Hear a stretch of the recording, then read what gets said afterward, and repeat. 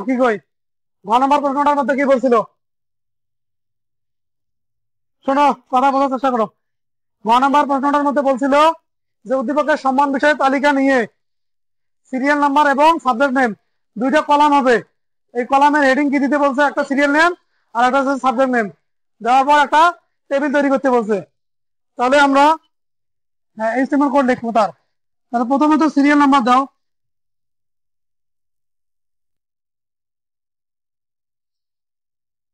Serial no, আর একটা কি আছে?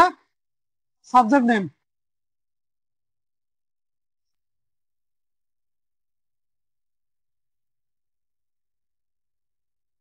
সিরিয়াল নাম্বার এবং সাবজেক্ট নেম।